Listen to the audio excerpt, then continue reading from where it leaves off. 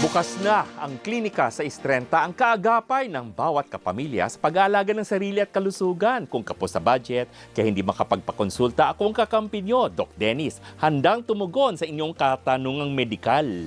Sleep apnea. Yes. Sabi mo nga, sleep, tulog, stop. Absence of breathing. Ayun, tapos apnea, breathing. Oo. Yes. Bakit nangyayari nga ito, Dok? Sabi mo nga, automatic na sa atin ang paghinga. Yes. Kung problema mo, walang ka problema sa central. Oo. Hindi ba? Automatic ka mo eh. Oo. So central, walang issue. Pero kung aparato mo, ilong, dila, baga, diaphragm, malaki ang tiyan mo, bilbil mo, di syempre, Nakaka-apekto yung malaki yan dyan. bakit? Paano ba ang ating paghinga? Pag tayo ay humigop ng hangin o inhale. Ay, alam ko yan. Wait lang. Go. Topic natin yan sa sineskwela, di ba, kids? Ang tamang paghinga daw, pag mag-i-inhale ka, lalaki yung tiyan. Yes. Tapos mag-i-exhale ka, liliit yung Tama. yung tiyan. Bakit lumalaki ang tiyan, Tita Winnie? Dahil bumababa ang ating diaphragm. Okay. Kung malaki ang tiyan mo or may bilbil or meron hadlang sa pag-excursion o pagbaba nitong diaphragm, edi syempre, mababaw ang hinga mo o hindi ka makakahinga o makahigop ng hangin na maayos. Or kung meron kang short neck, maigsi ang liig mo, malapad ang leeg mo, medyo may katabaan ka. Okay. So, obstructive. Hindi ka maluwag yung daanan mo. Ganun pala yun. Yes, kita mo. I-bend mo yung liig mo, tapos hinga ka. Di ba? May hadlang, may problema. Pati boses nag-iiba. Yan ang mga tinatawag na obstructive. Ibig sabihin, OSA. Ibig sabihin, nagsasara ang daanan ng hangin. So, ano ang nagsasara? Liig, airway, dila, itong baga, or sabihin natin, meron kang, bilbil na fats. Siyempre, parang may mabigat na kumot. Parang sinabi mo na ang causes ng sleep apnea. Hindi exactly causes, pero magti-trigger. Siya yung mga contributory factors.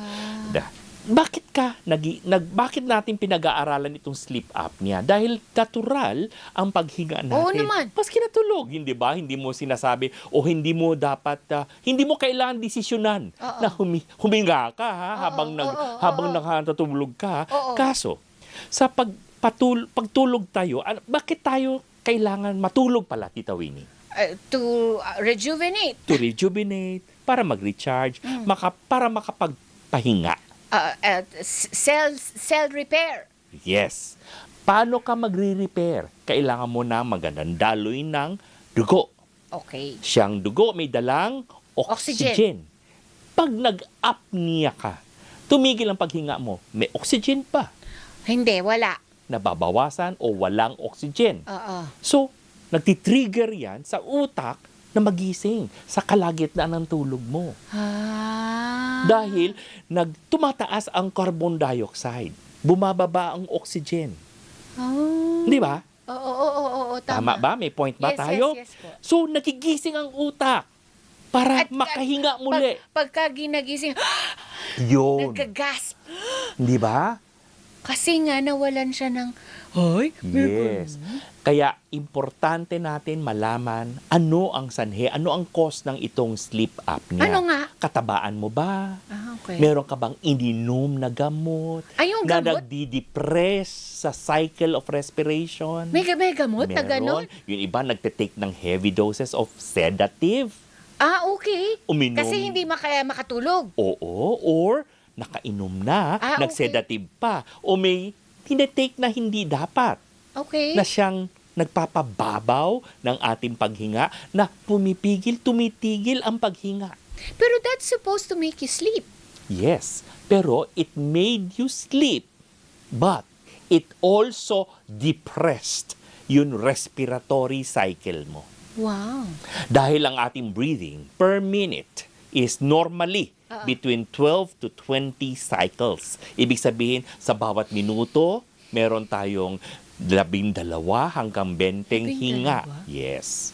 12 dahil pagod, nakapagpahinga. Your deep sleep. Okay yan, normal yan. Normal mga 20. Pagising ka na. Yes. Pero pag higit sa 20, sa mga taong may hika, mas mabilis. May effort. Pag tayo ay humihinga ng normal, wala kang makikita ang pag-angat ng balikat, pagbukas, mag-widen ng ating nostril, nasa normal na paghinga mula sa ilong. Sleep apnea is sleep apnea tawag It's dito a medical condition. a condition and not a symptom of another illness. No, it is a serious condition that occurs during sleep. Oh, wow. Dahil may paghinto ng paghinga natin sa tulog. Paano maiiwasan yan, Dok? Dapat aralin muna natin. Pag-aralan. Pag-aralan pala. Sorry, again. Thank you, Tita Winnie. Nga, no? Ulit-ulit ka. Pag-aralan natin. Bakit? Alamin mo, sleep apnea nga ba? Kasi pwedeng hindi naman pala. Yes. Okay. Dapat meron tayong tinatawag na sleep test or polysomnography. Okay, Diba? okay. Papatulog ka, may ikakabit May ka. mga kung ano-ano. Yes. May net ba yun, Dok? May net na, at saka yung respiration. Meron tayong pulse oximeter. So, titingnan yung oxygen level mo. Titingnan yung heart rate mo. Titingnan yung brain activity mo. Titingnan din yung nakapagpahinga ka ba? Nakapag-rest ka ba? If it's not, kung hindi ito sleep apnea, ano kaya ito? Siyempre, titingnan natin yung outside source. Yes, Medications ba? Diabetes mo ba? Hypertension mo ba? And others. Yung mga comorbidities na yan, nakaka-cause? Yes. Sabihin natin, meron bang effect yung bisyo? Yung bisyo. Alak, sigarilyo at iba pa. Oh my gosh! Paano treatment niyan, Dok? Meron tayong... Kasi nga sabi mo, deadly. Yung Serious. Serious kasi nga. Okay, ano bang... Wait lang. Yes, Before yes. the treatment. Oo. Pwede bang could it lead to hindi ka na talaga hihinga? Hindi death? naman, dahil normally, Okay. ano ang nagtitrigger ng ating paghinga? Hindi mababang oxygen, kung hindi mataas ang carbon dioxide. Kaya hindi natin ina-advise basta maglagay ka lang ng supplemental oxygen. Yeah. Because mawawala yung trigger. It's carbon dioxide ang nagsasabi sa utak, "Uy, huminga ka." Kaya nga, nagigising tayo sa kalagitnaan ng tulog.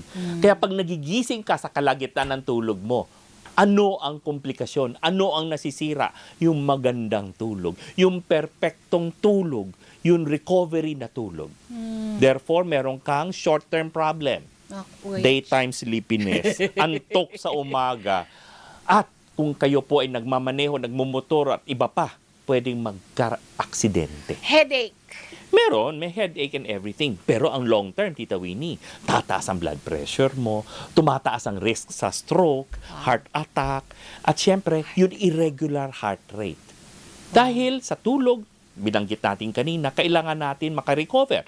Bawi tayo sa oxygen, bawi tayo sa cell recovery. Kaya minsan, nagkakaroon tayo ng issue. Yun, may depression din, mental health issue. So, ano ang treatment natin? Ito yung nakikita mong mga aparato, yung CPAP, continuous positive airway pressure. So dito po, makikita natin, ito yung gold standard treatment natin para ma-deliver ang oxygen ng tama sa loob ng ating respiratory system para hindi ma-compromise ang ating tinatawag na cardiovascular system din. Siyempre, ito po ay isang specialty rin sa field of pulmonary medicine. Marami tayong mga sleep specialist. Meron tayong mga sleep specialist din na otorhinolaryngologist or ENT. So, dalawa po ang nag-aaral sa sleep natin, ENT at pulmonary medicine. Okay, babalikan natin, Doc, ang ating talakayan tungkol sa sleep apnea. After a few reminders, hold on.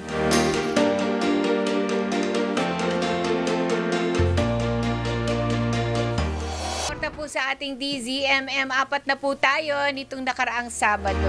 Okay, bilang pagtatapos ng ating klinika sa Istrenta, anong mga huling paalala mo, Doc? So alam natin na tayo ay meron kondisyon na tinatawag na sleep apnea. Kaya itong sleep apnea ay hindi lamang sakit sa pagtulog, kung hindi sakit rin ito sa puso at sa utak. Kaya dapat pansinin natin kung sabihin natin, pagod ba kayo pagkatulog nyo, hindi restful? Magpakonsulta. Isa yan sa pinaka-prime manifestation. Parang tulog ka, pero pagising mo, pagod na pagod ka. Eh, bakit pagkapagod, naghihilig? Dahil relax ang muscles mo. Sobrang relax. Parang sabi mo kanina, pag nakainom, sobrang relax. Kasi anong tawag dito? Pagod na pagod ako eh. Yung wala tayong mga pasok eh. Kung ano-ano Humilig mga ka. importanteng Paano nung ginagawa? Oo. Mas pagod pa tayo kaysa dito sa angkor tayo. Yes! Game tayo dyan, Tita Winnie. Sabi, nagising ako nung isang beses, sabi gano'n ng apo ko, magkatabi kami, wala yung nanay. Lola? Ginanon niya yung ilong ko, Lola, you're snoring very, very loud. Oh, so sorry. Yun na yun. Mag-side view, Tita Winnie. Side view para yung dila hindi naka-block. Para malaglag lang po. Ay, pero yun nga. But it's a bad and good thing, right? It's Kasi bad. it's bad. Sleep apnea is never good. No, you just a Snore? snoring. No. Yes. Snoring is a manifestation of many problems. But of course, kailangan aware tayo na such thing as sleep apnea. Sleep apnea. That's right. Nasa Facebook at TikTok si Doc. Gamitin lang po ang ating official name at Doc Dennis Official. Pwede kayo mag-share, mag-follow at magpuntahan tungkol sa anumang usapang medikal.